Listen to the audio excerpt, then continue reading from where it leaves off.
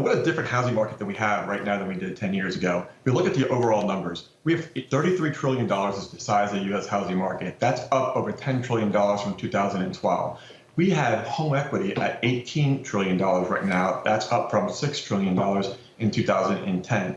The housing market heading into this pandemic was, like you said, at all-time highs from equities, strength of the consumer. So it's been fantastic. And working with our servicers and our lenders, it was an unbelievably strong market. Yet now, post-COVID, we're dealing with this other pandemic, other issue, which we're also looking at the fact that we have all these mortgages now that have gone to forbearance, about 4 million of them. Good news here, Brian, that not many people know, about 32% of those borrowers that jumped into forbearance are actually still paying their mortgage. And that's critical compared to what we saw in the financial crisis. That means that over the last decade, they have really built up that home, that equity in their house, and they value it. And they're not just at the first sign of an opportunity not paying their mortgages. They're continuing trying to stay into it, paying the mortgages. So when they come out of it, they may need to tap that equity to make it to bridge this pandemic or the next year in their life, and they really value their houses. So overall, I think the housing market's never been stronger, never been structurally different. Yeah. And also by use of technology, we have much better ways to help consumers and lenders reach out to different borrowers.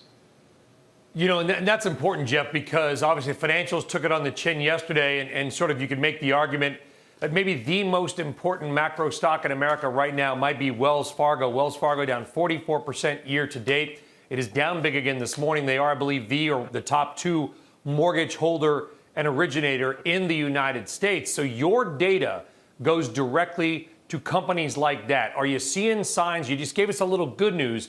Are you seeing any signs that the mortgage payment situation may get worse or better in the coming months and quarters?